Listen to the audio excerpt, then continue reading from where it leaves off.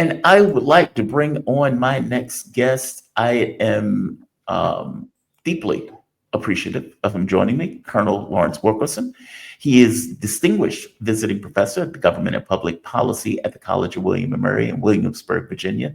He also taught for 6 years at the University Honors Program at George Washington University in Washington, D.C. He is also, and probably best known as retired United States Army Colonel and former Chief of Staff of United States Secretary of State Colin Powell. Colonel, welcome to the show. How you doing today? You doing all right this morning? Well, it's a relatively decent weather day here, so I'll say yes. Fair enough. I'll take it.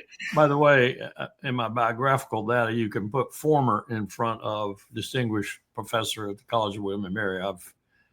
I've left that position. Fair enough. Enough said. We would say upset. Yeah, I would imagine that's a loss for both. I have to start off with the recent negotiations. What are your thoughts on Trump so far? It's been 2 months. Feels like it's been a couple of years. He's been very frenetic. He is going with this idea of a deal by Easter. I am highly skeptical of a deal by Easter because I think the Russians, from their point of view, they're winning on the battlefield. They believe the military for Ukraine is weakening. And so the longer negotiations drag on, the better and stronger their hand is in those negotiations. But Donald Trump is pushing very hard for this kind of Easter thing. I strongly suspect that he wants to go to Russia, shake Putin's hand, sign a document, call it a day. I'm fascinated by the fact that these are bilateral negotiations, which gets crossed. They're our proxy, not the other way around. They're not an independent actor. But give me a take on, it's a larger overview, and we can drill down into it. But I'm curious on your overall view of this so far. Trump is typical Trump here. I think he wants to force this issue, and he wants a deal, and he wants it as rapidly as possible. And I would support that with regard to the stupid situation that the Biden administration put us in. However, as you just pointed out, Putin has lost upwards of perhaps a little more than 300,000 soldiers. Mm-hmm. He's got blood invested in this conflict. And as he said repeatedly, even before he launched the special military operation, this is all about Russia's fears, existential fears of a threat from NATO so close to its border. So he's eliminated that aspect of it by force of arms, and he's won. If it were the Biden administration still in office, I think we'd have true problems solving this in any event. With Trump, it looked as if we had some hope.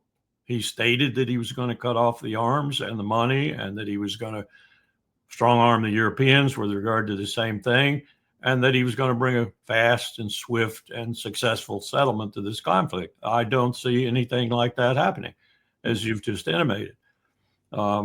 First of all, his emissaries do not study their enemy. They do not know Russia. This is the same problem we have with Iran, Al-Ansar, the Houthis in Yemen, and with the whole Levant. They do not know history. They do not know their enemies, as it were, and they don't know how to negotiate and deal with them as a consequence. And Trump is probably the most ignorant one of them all in terms of Russia's history and Russia's character and what Putin means when he says what he means. Mm-hmm. Trump thinks he's dealing with a person as duplicitous as himself, and he's not. He's dealing with a very straightforward Russian leader who's playing poker with him and has a full house while Trump has two pair, and there's no more drawing. It's a real situation of significance, of course. People are dying. Ukraine is disappearing meter by meter. I should say kilometer by kilometer, city by city. Odessa comes next, probably.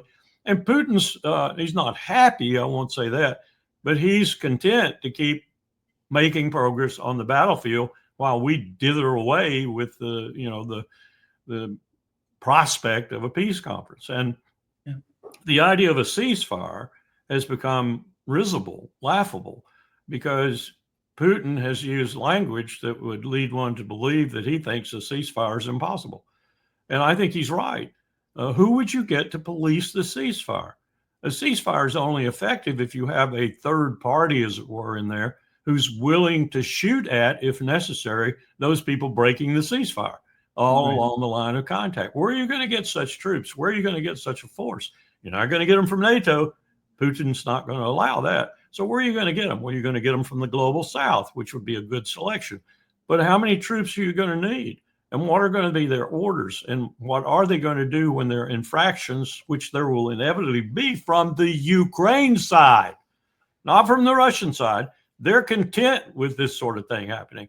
But Ukraine is not going to be. So you're going to have daily infractions of the ceasefire. All these details have to be worked out. Trump doesn't do details. He doesn't do details. He does high-level meetings with Kim Jong-un, for example, from which nothing eventuates. Nothing comes out of it. No success at all. And then he abandons it. And I'm worried that that's might be what we do here. Meanwhile, the Europeans are trying to roil the waters, as it were, by picking up the pieces and doing it all themselves. And when you're looking at France and Germany, and you're looking at Britain in particular, England, I should say, I don't think Wales and Scotland and Northern Ireland have much to say about what Starmer's doing. I think it's all the English Parliament. You're looking at a real problem. So I was roughly hopeful several weeks ago. I'm not hopeful anymore. Wow, that is grim. That is far grimmer than I thought. Okay, two things. So for the North Korea thing, I disagree with you on the North Korea thing. It pains me to say that, and I can't even believe I'm saying it. I get the sense, and correct me if I'm wrong, Donald Trump, you're right, he doesn't do details. He has high-level meetings with Kim Jong-un, but Kim Jong-un stops firing missiles into the Sea of Japan after those meetings. And Donald Trump stops these war game exercises off North Korea, where they're pretending as if they're going to depose the North Korean leader.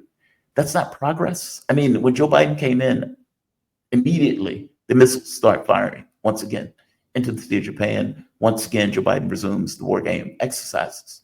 Between the two, it seems that Donald Trump, if nothing else, was able to create some level of goodwill between himself and Kim Jong-un, where he stopped those actions that were freaking people out.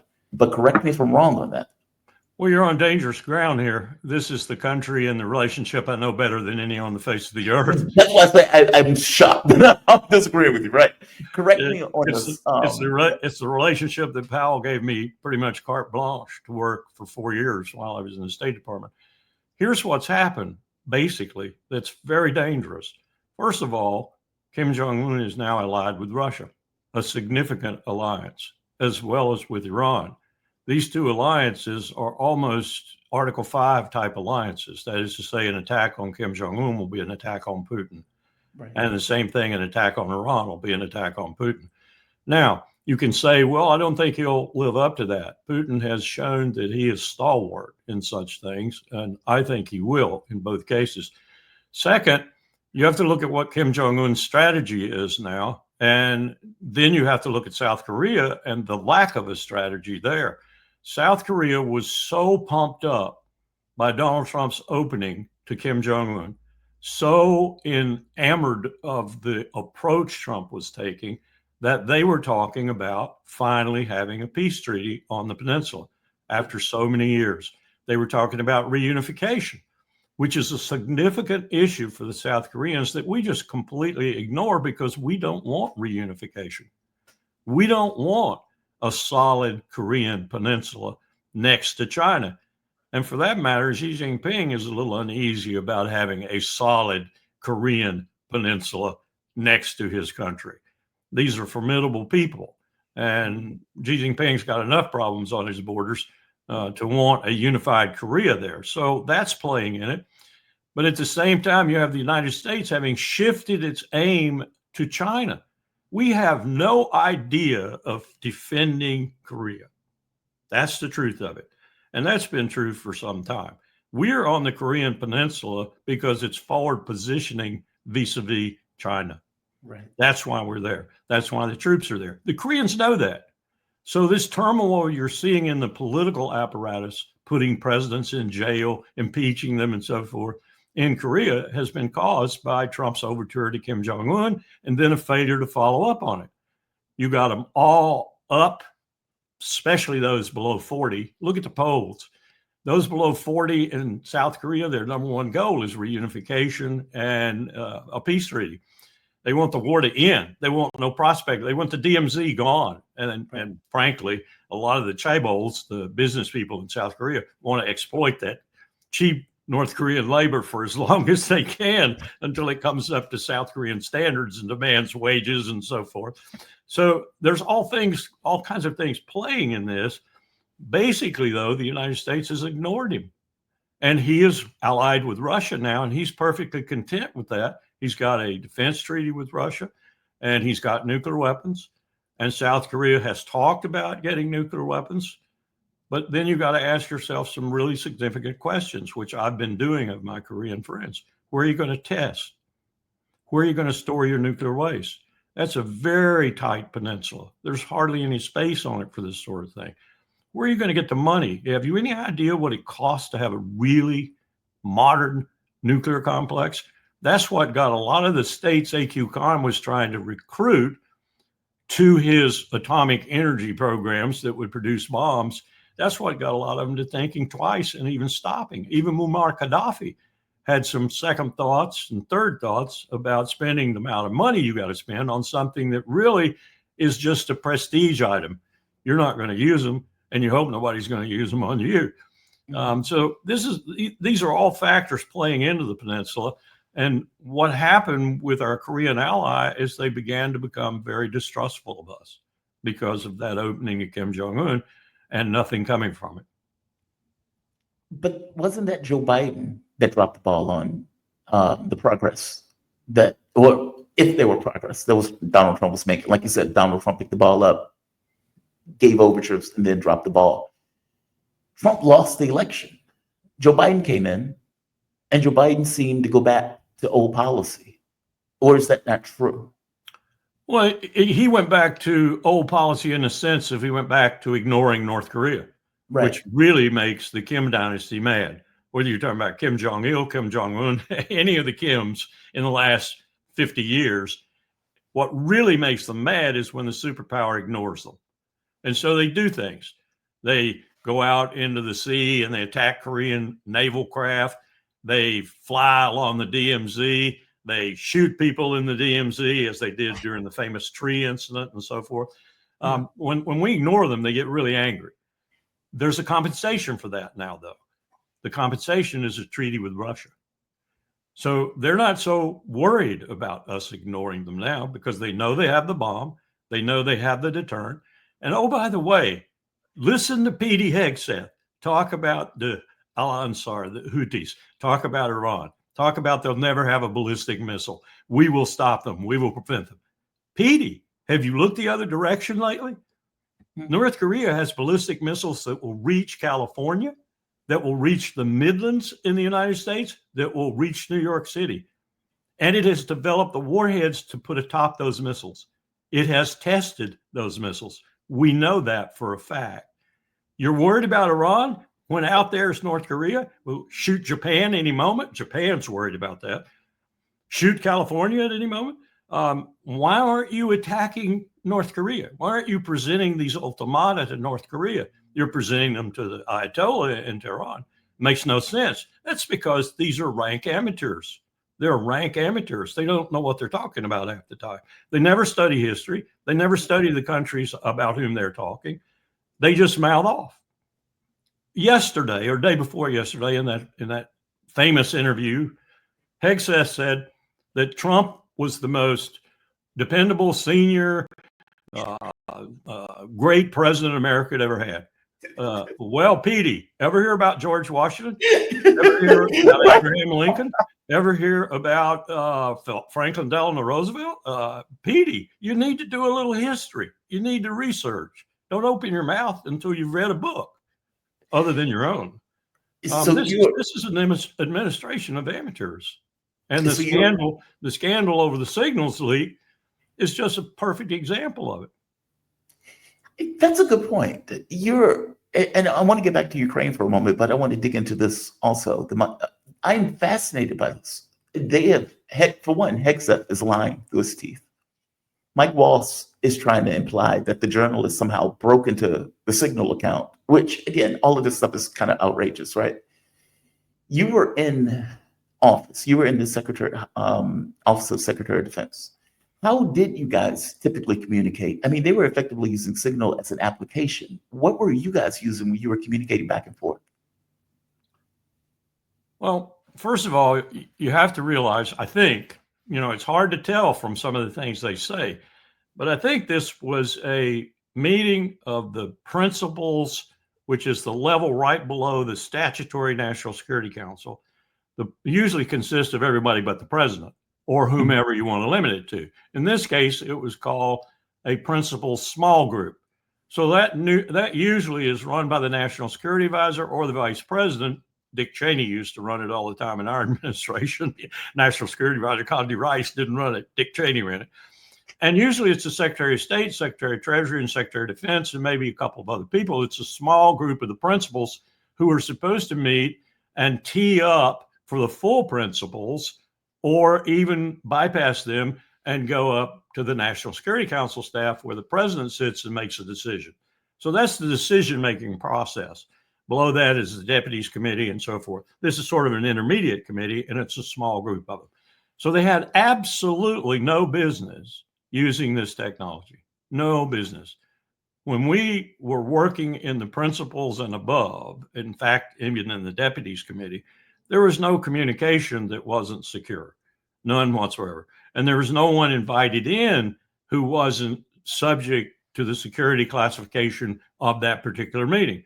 And this argument that, as Pete Hegseth has made, that operational details aren't classified, that is total hogwash. He's lying through his teeth, or he's ignorant, because operational details don't need a top secret code word stamp on top of them.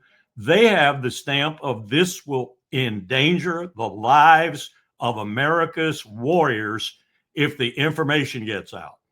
That used to be with Powell, that was sacrosanct. You did not reveal it. We stopped operations several times when he was chairman.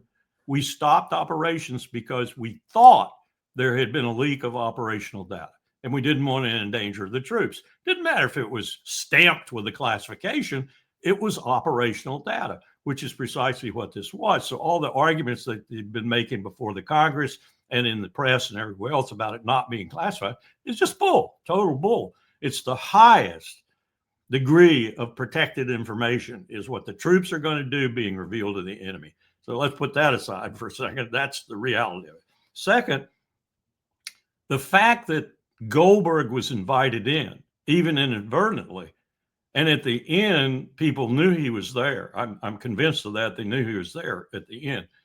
It's just unconscionable. And Jeffrey Goldberg, who was an IDF soldier, an IDF prison guard, is a dual citizen, has dual responsibilities and loyalties. And I'll tell you this, my experience with these kinds of people in and around the government or journalism or whatever is their first loyalties to Israel.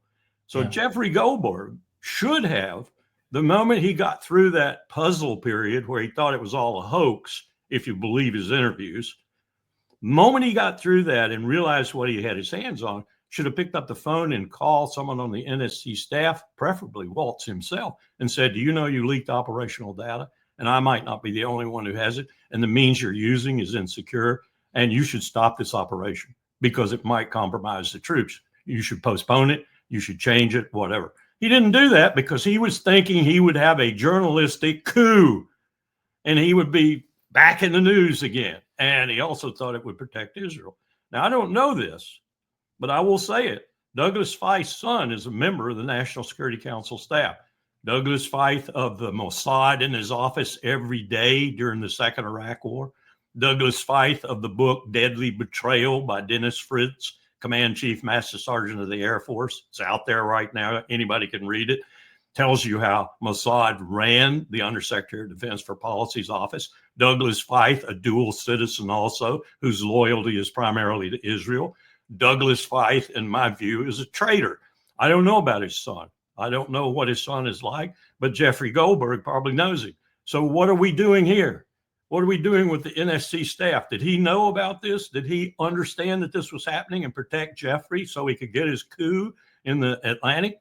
I don't know, but this is a mess. This is a mess, and it's most indicative. It didn't hurt anyone, thank God, except the Houthis, and maybe not even the Houthis. It hurt. You see Pepe Escobar standing in front of a home in Sana'a 2 days ago. Pepe's over there, and he's interviewing people, and the home is almost destroyed. And the people killed inside were women and children. They weren't Al-Ansar. They weren't Houthis. It was just a residential home around Sana'a, and a bomb hit it. That's how we do things. That's how our precise intelligence operates. Our precise munitions, Jamal, are no better than the intelligence that informs them. And the intelligence that informs them is kind of like that intelligence that said Saddam Hussein had weapons of mass destruction. In other words, about 50% of the time it's wrong. So if your target is not the target intelligence is telling you, and you've got a 99% possibility of hitting it, and that's pretty much what it is, doesn't do you any good that you have precision munitions. You just killed a bunch of civilians because your intelligence was bad. And we don't realize that. We don't understand that. We don't put that into our calculations. So we're killing innocent people over there. We've been killing innocent people in Yemen for a long time, ever since we started supporting the Saudis and giving them intelligence. The Pentagon's excuse for giving the Saudis bombing intelligence, this is what they said years ago when we got legislation in the Congress to try to stop this. We are giving them the intelligence so they won't bomb civilians. Well, they went right on bombing civilians. You may recall they hit a school bus and killed, I think, 48 children in that school bus. And afterwards, someone went out and looked in the remains of the school bus and found a bomb casing. And on it, it said Raytheon. So that's how precise our munitions are, given the intelligence being bad. The munitions is the target, but the target isn't what the intelligence said it was. So just be clear, though, this is something that, again, indicates how amateur think about Waltz's national security advisor. He was a congressman in Florida just a short time ago. What does he know about national security? What does Pete Hegseth know about national security at the level he's at? Yeah, that's what I was going to ask. What about Hegseth? I mean, he's running the Department of Defense, and he was on TV like a month ago. Give or take. And I mean, on TV as a figure, as a character. And now he's running the Department of Defense. Yes. I don't know what any of these people have. What he was running before was a Fox News show. Yeah. He was a TV character 2 months ago.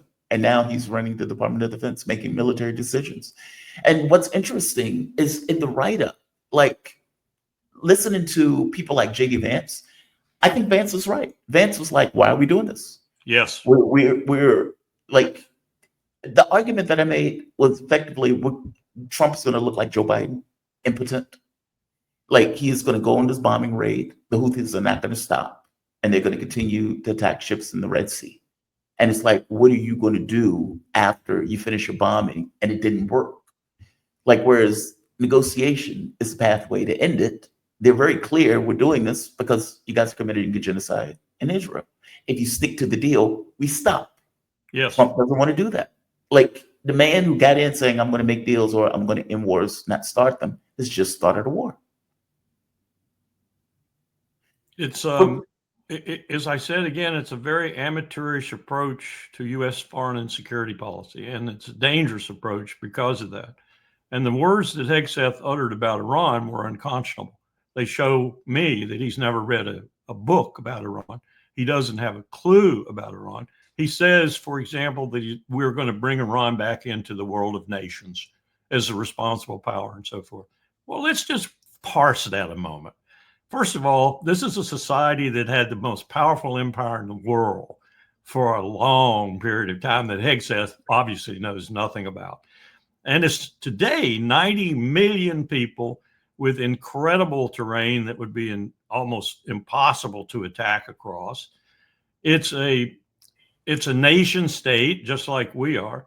And he's saying he's going to bring them back into the world.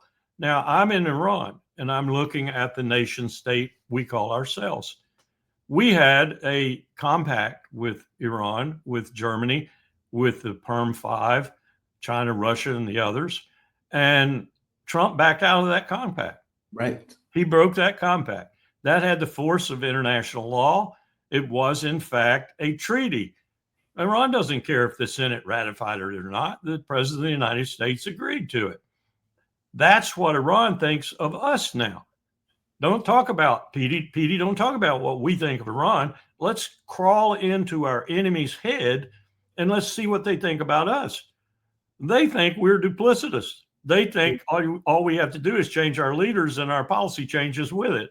They think they don't want to do business with us, and I wouldn't blame them a bit for thinking that way. Now, let me fast forward and say that I think Trump has the possibility, because of the circumstances, of coaxing the Iranians, if he does it properly, into a new nuclear agreement.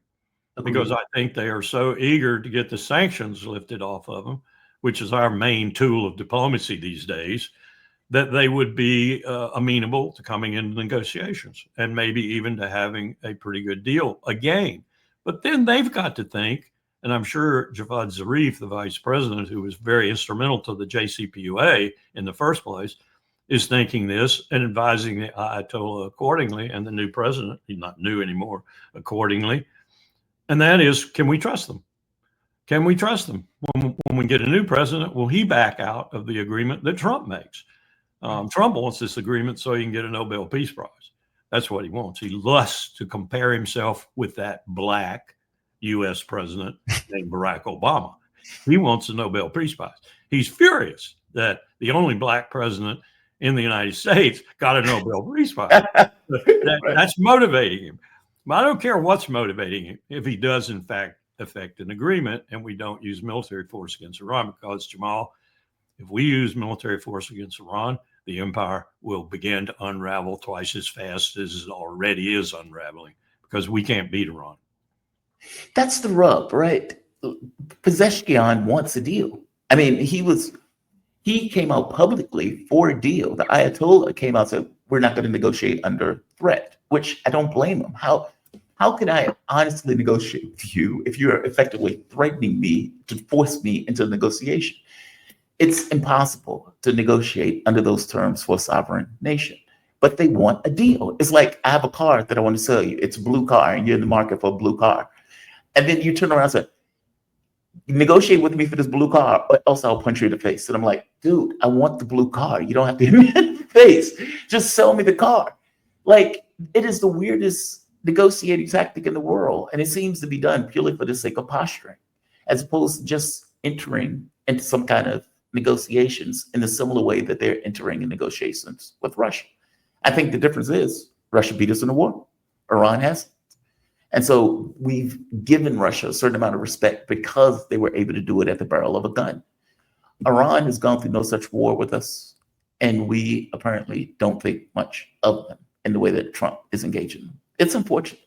It really is. It is bizarre in the way that Donald Trump operates in this way. But I want to get back to Ukraine real quick, because I do want to, before you leave, I definitely want to get your take on this. You have somewhat of a cynical view of this. Now, they have made a breakthrough, or do you consider that a breakthrough in regards to the deal? And by the way, you're not the only one with a cynical point of view on this thing, and I'm not saying cynical as a negative. Let's say clear-eyed view of it. Zelensky is going to be a problem. Europe is going to be a problem. Ukraine, at the very least, the neo-Nazi right-wing hardcore government and the structures that are in Ukraine are going to be a problem. Do you think that a president that is motivated can overcome those challenges? I think he's motivated, and he's motivated by a number of things, not least of which is that peace treaty getting him the Nobel Peace Prize. I mean, what if he pulled off a coup like one in Ukraine and one in the Southwest Asia with the Iranians too? That'd definitely mean a peace prize. But I don't think his modus operandi and the people around him, their ignorance, basically. And I don't say that pejoratively or derisively. They just don't read. They don't understand history. Most of them are sort of infected with the businessman's philosophy. And businessman's philosophy is not diplomatic. Businessman's philosophy is profit, profit, profit, profit. And diplomacy often doesn't give you profit. It gives you lose-lose. It gives you the world is saved once again. It gives you no war, peace once again. It gives you equilibrium once again. It doesn't give you profit. Well, on occasion, it gives you profit. Let me give you a perfect example. In 2001, a U.S. EP-3 reconnaissance plane collided with a Chinese fighter, F-8 fighter. The fighter went down in the South China Sea, and the fighter pilot died. One of China's best aces died. The EP-3 was so badly damaged it had to land on Hainan Island, one of the most militarized portions of China. Crisis. Colin Powell gets on the phone. He contacts the Chinese traveling party, which then was in South America, gets Chen Chi-chen, who knew the United States better than any other Chinese. Wang Yi is his replacement now and probably the equivalent of Chen Chi-chen.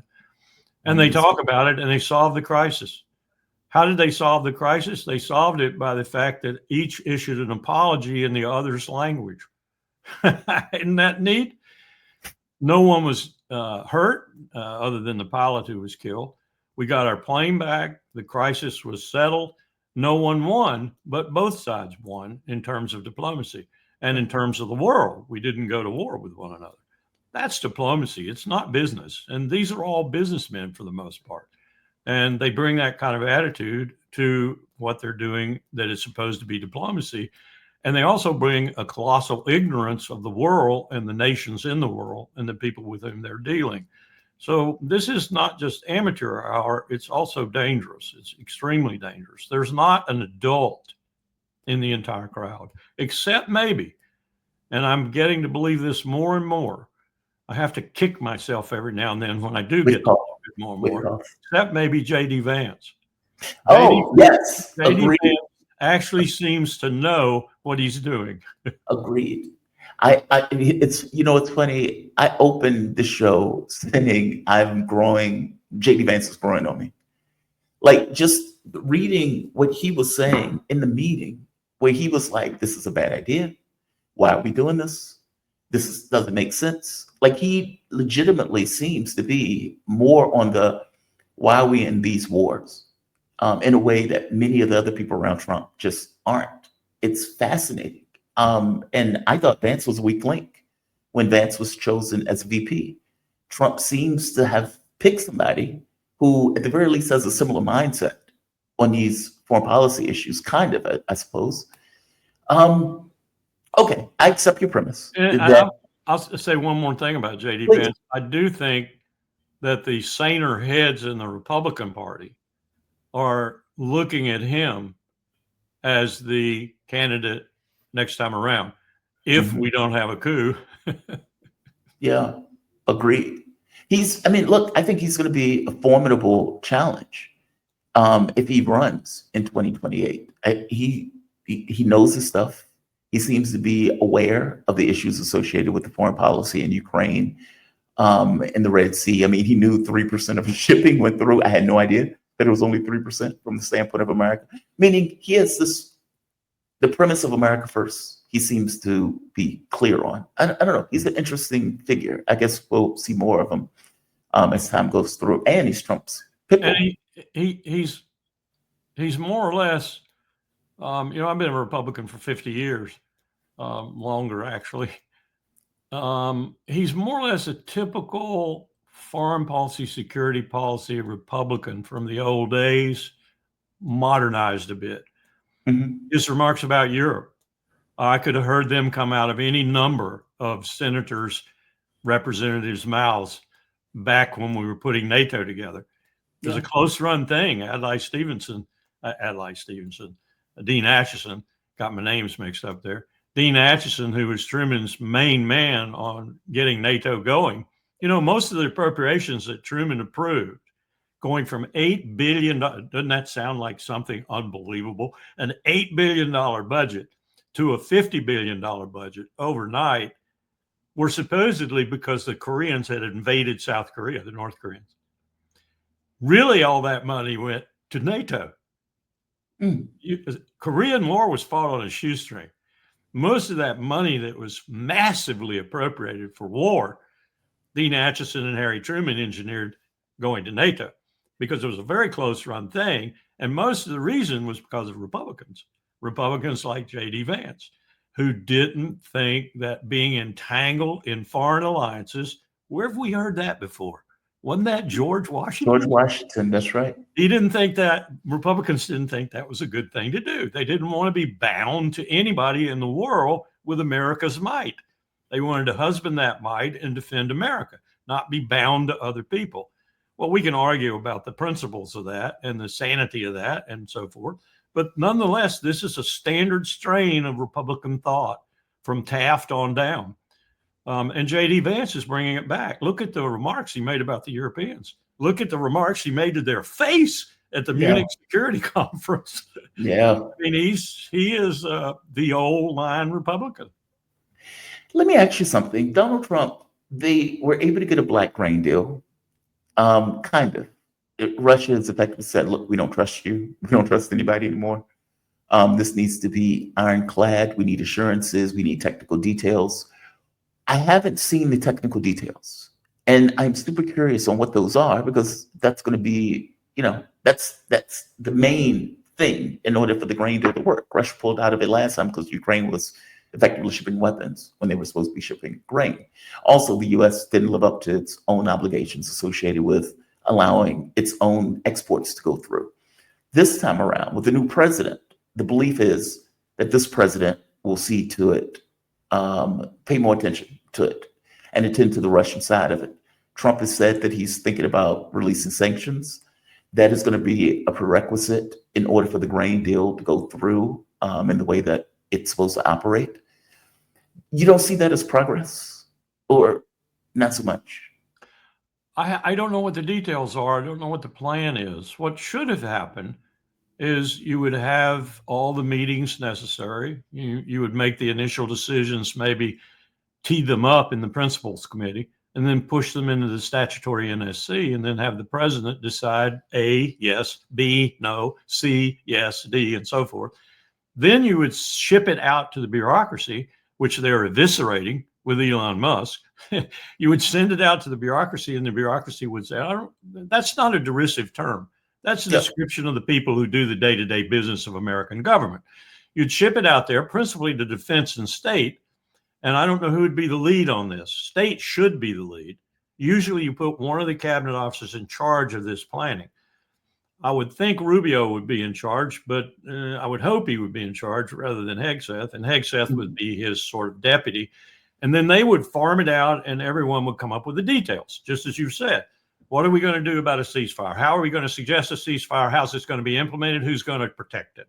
How are we going to do this follow on? How are we going to make sure the sanctions are lifted in a way that Putin receives and accepts, and yet in a way that they could snap back if they need to, if something happens? All of this would be put together, and the president would take all of this in a digested form, 3x5 cards, whatever, and some experts with him. And I'm beginning to take the national security advisor's not necessarily an expert, but you would take people with you, and you go to the meeting in Moscow or wherever it is, and you would present your plan. And Putin would accept that plan, delete that plan in certain they would massage that plan. That's diplomacy. You don't expect everything to be accepted, and you don't expect everything that Putin offers to be accepted, but you work out a compromise, and then you come away from it, and you let the working parties form beneath you, Russian and Ukrainian and U.S. and perhaps NATO, although I'm not sure I'd even let them in. I feel like J.D. Vance about that. Because they're trying to screw the pooch. Every day they're trying to screw the pooch.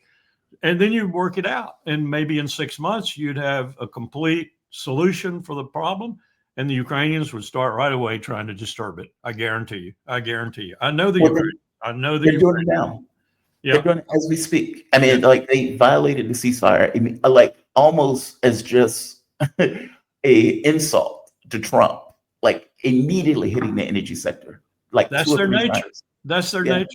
I worked with them in 2002, 3, and 4, and that's their nature. They are just short of. We used to call North Korea a criminal state. That's when they were counterfeiting our money to the tune of about $20 billion a year. And we had a special working group trying to combat that. We used to call them a criminal state. The Kim dynasty was like the mafia sitting on top of North Korea. Yeah. Well, when Powell put me into the Ukraine portfolio, one of the first things I said to him after studying it for a while was, hey, this is another North Korea. This is a criminal state.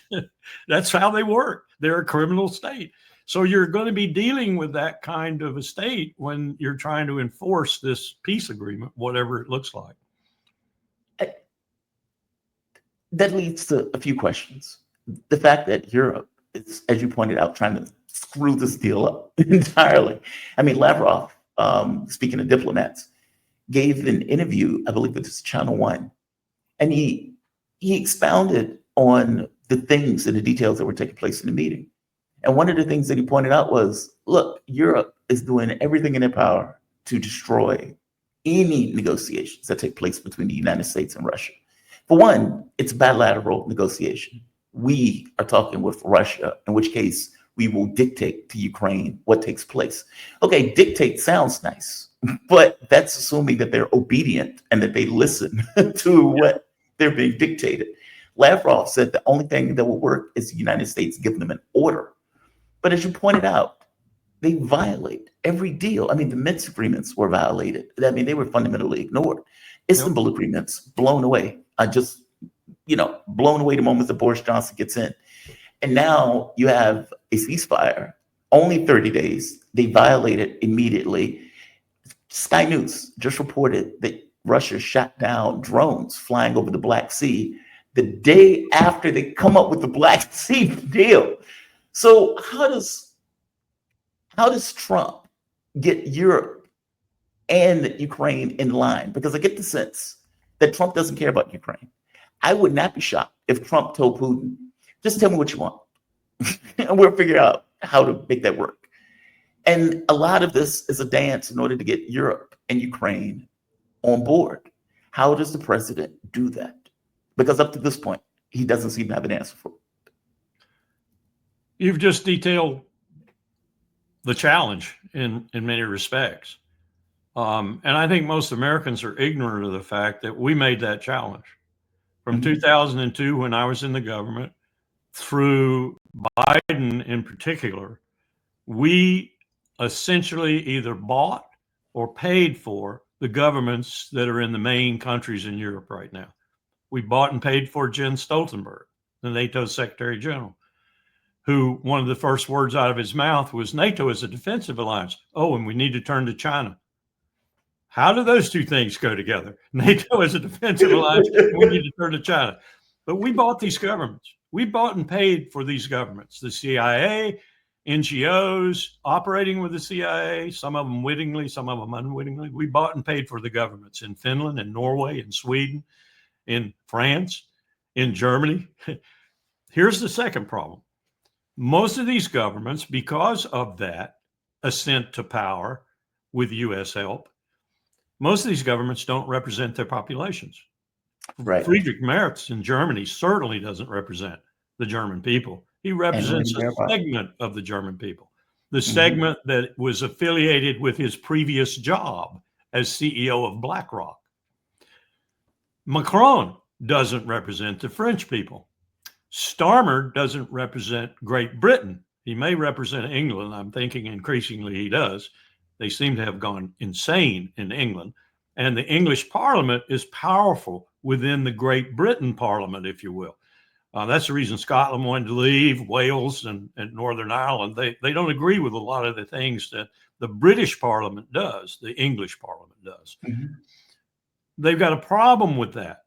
And we've almost got to wait these people out until the systems are reformed. Germany's system really needs reform because they haven't had a leader in a long time that was responsible to the majority of the German people. Just not because of the way the coalitions are put together and the way their elections work. That's a long time away, though. Meanwhile, J.D. Vance is doing what I think probably needs to be done. He's telling them to go pound sand. Yeah. And they can't pound sand with their own military for 10 or 15 years. I was doing a conference in Berlin day before yesterday, and we were Zooming. And I asked the question, I said, the propensity to serve of American youth between the age of 18 and 24 is 9%. Have you checked Germans and French and others' propensity to serve? You can put all these fancy aircraft and drones and crap in the air. You can put it in the air all day long. You can't do that either, not for at least a decade, because you haven't got the money or the factories or the manufacturers to do it. We're doing everything for you right now. You're going to take 10 years to do that. But in the meantime, what's the greatest efficiency in Ukraine right now? What's the greatest efficiency? Jake Sullivan, Biden's national security advisor, described it. They don't have enough men. They don't have enough people to put on the front lines. Germany, France. Is your youth any different from American youth? Do they have a high propensity to serve when you conscript them? Or are they going to go like ours are going to go to Canada or Mexico if we introduce a draft? That's a huge question. So JD's got the right approach. You just stiff arm them. They haven't got the capacity ultimately to do much to mess you up. So you stiff arm them. And when they do make moves to mess you up, you give them retribution and you teach them a lesson. And maybe they might grow up and form a new security architecture for Europe that includes Russia, especially if you have effected a rapprochement between Washington and Moscow.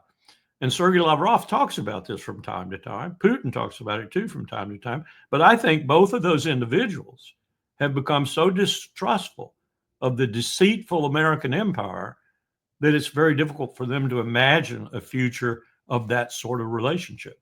And that's a sad thing because we both have nuclear weapons. When you say retribution, what does that mean? I know what the word means. So exactly what does it mean in practice? What's that? What does retribution mean in this context in regards to effectively putting the screws to Europe? Retribution? Mm-hmm.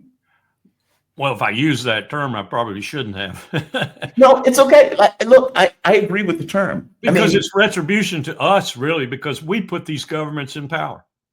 We conjured these governments into power, just like we conjured Jens Stoltenberg into power and his replacement into power, who's worse than he.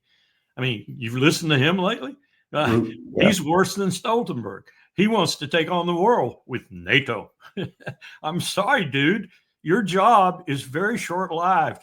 All those generals and admirals that you manufactured in Brussels, they don't command a thing. They're just wearing the paraphernalia. They're just generals and admirals because they felt they had to match us in terms of generals and admirals. And we have way too many generals and admirals ourselves.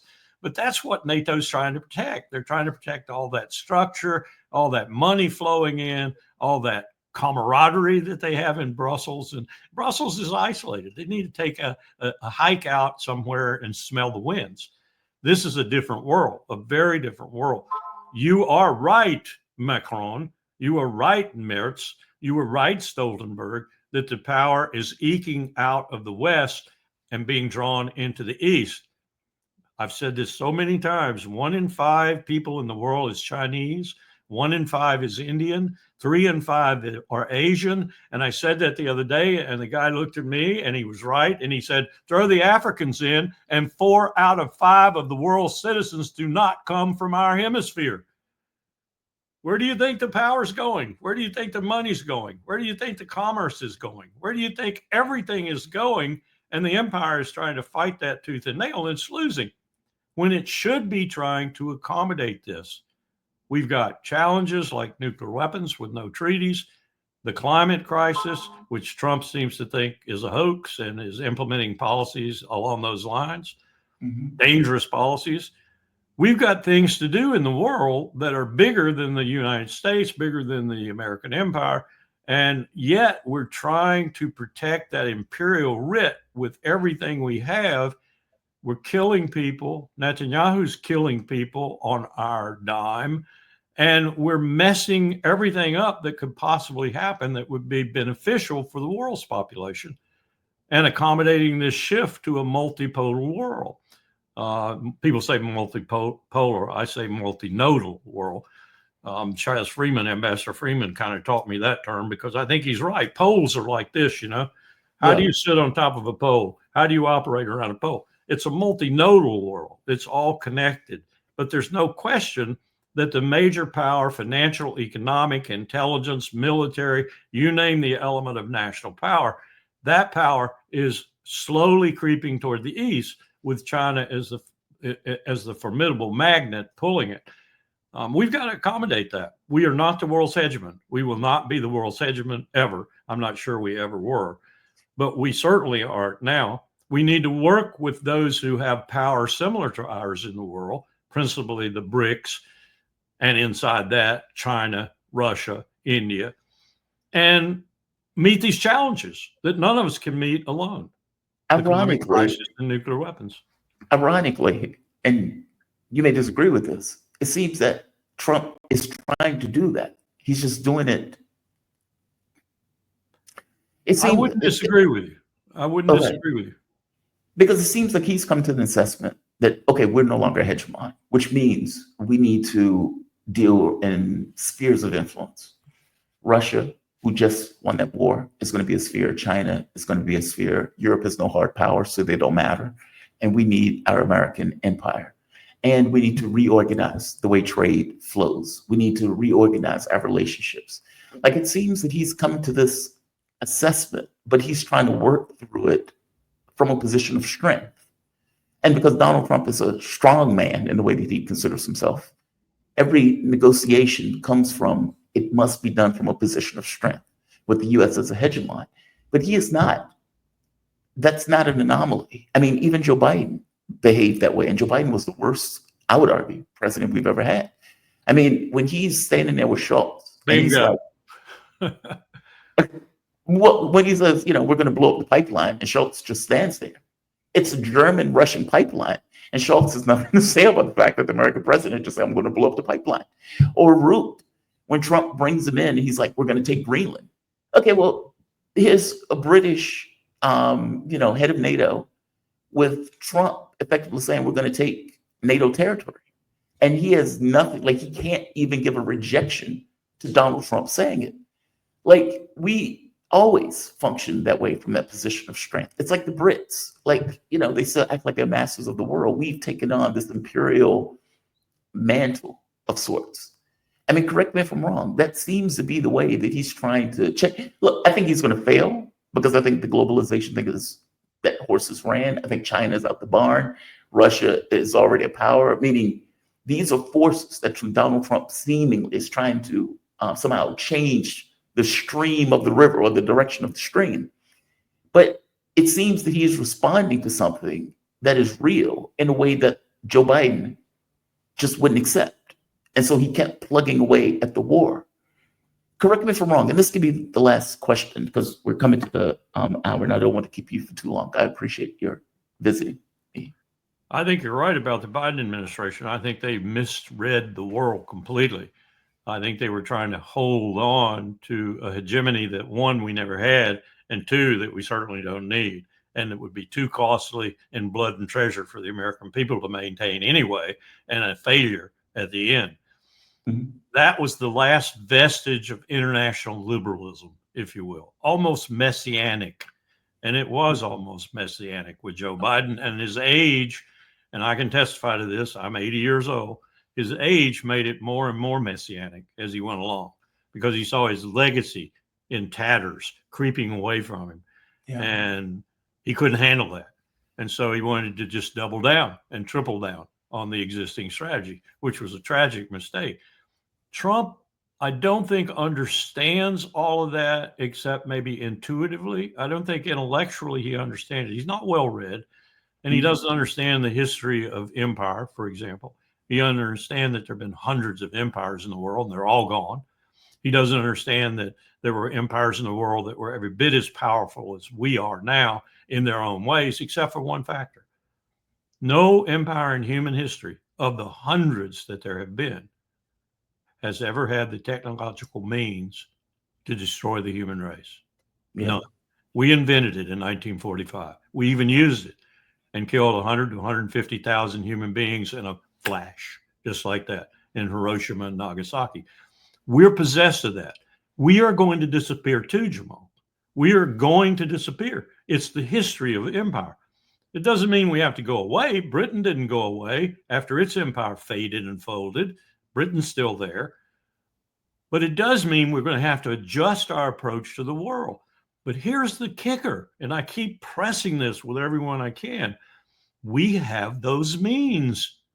And at the end, if we are losing so badly because of our flawed strategy, wherever it might be, in Iran, Russia, China, whatever, if we're losing badly, we'll go to nuclear weapons. And that is a denouement I hate to contemplate. Do you think we're going to use nukes against Iran? I mean, Trump gave a 2-month deadline, which is insane to me. Look at what Netanyahu is doing in Gaza and in Syria now, where he's killing people in Syria. He's taking more and more territory every day in Syria, Yes, and we're authorizing that. He's almost taken Lebanon. Lebanon is a basket case. Jordan is a basket case. Egypt is becoming a basket case. Netanyahu could turn his guns in any direction at any time, and we would bless it. We would let him go ahead and do it. We'd fund it. We'd back him 100%. That's our idea of keeping chaos in Southwest Asia going, with the target ultimately being Iran. So the answer to your question, I think, is we will do almost anything to try and arrest this slippage of power away from the West toward the East. Donald Trump seems to have this intuition about this and seems sort of want to go back to J.D. Vance's traditional America, where we are a fortress America, where we don't really have. George Washington said he didn't like entangling alliances. Pretty good man to refer to. Maybe this is a change. Maybe we're going to get out of these alliances. Maybe we're not going to try to be the defender of the world as we know it. And we got a long way to go to do that. We got Korea, Japan to shed. We got Europe to shed, which J.D. Vance seems to be in the process of orchestrating quite well. Thank you very much. But if it is that kind of thing, I can understand why you'd want Panama, and I understand why you'd want Greenland. Yeah. You'd want to divest Europe of Greenland. You'd want Greenland because it's so strategic, and you'd want the Panama Canal, even though they're building one in Nicaragua that's probably going to put it out of business, and the Chinese are backing that one. Still, if you're going to Fortress America, you don't have to call it Fortress America. You don't have to call it isolationism. You just say, I've only got the wherewithal to defend the Western Hemisphere, my friends and allies in the Western Hemisphere, and myself. That's all I have the wherewithal to do. And I realize that.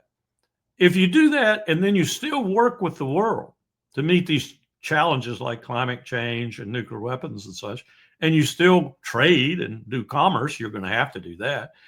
And you quit sanctioning 1/4 of the world's people. That's right. We got 1/4 of 8 billion people under our sanctions right now. If you change all of that, and if Donald Trump intends on doing that, more power to him. Then you might make it through to a gentle glide slope off the imperial, train you've been on all along. And you might wind up being even better than Britain at the end of its empire. You might still be a near peer power in a world of near peer powers, in a world that's working on its main challenges, which are possession of nuclear weapons, always dangerous. And we're getting ready to build more and more of them, $2 trillion worth for us. And the climate crisis, which is going to, Jamal, it's going to eat our lunch if we're not careful. The fires in South Carolina right now, the fires that we had in California, those are just signs of what's to come. It's going to be much worse. When I said to a senator 10 years ago how bad this was going to be, and I gave him a RAND report showing how bad it was going to be, he looked at me and he said, we won't do anything until the water's at our neck. Yes. And I said, that'll be too late. That's how we function, though. Like, it's so esoteric in comparison to and I'm using esoteric in the sense of this looming thing that's out there, that's not any one particular thing can be attributed to, and yet it can be. Like, it's a very weird challenge to me. I agree with you. Trump actually has Republicans now pushing back on his abandonment of the infrastructure money that Biden voted in that is going to climate. Because they understand, these Republicans in the states understand that their states aren't going to be able to handle the changing climate without federal help. And they don't want that money to go away because it's created jobs. They got people in solar industries, people in wind industries and things like that with good jobs. So he's getting a lot of pushback from the states right now, including Texas. That's ironic. Yeah. On the climate That's funny. In Donald Trump's report, and I'll let you go. in Donald Trump's report when he was in office first time around, climate change came up. And I think he said in X number of years, the temperature is going to rise by like 9 degrees, but we can't do anything about it anyway. So, let's just make the money. Just insane.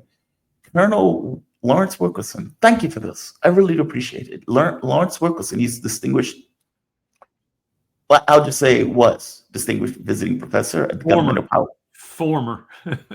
Thank you. Former. Retired distinguishing visiting professor at government and public policy at the College of William and Mary in Williamsburg, Virginia. He also taught for 6 years at the University Honors Program at George Washington University in Washington, D.C. He is also, and probably best known as retired United States Army Colonel and former Chief of Staff to United States Secretary of State Colin Powell. Thank you for this. By the way, where can people find you? Just so people can find your work. They can email me still on the William & Mary email, lbwilk@wm.edu. It's on the William & Mary website. There it is. You have a good one. Thank you for this. I really do appreciate it. Thank you. Thank you for allowing me on.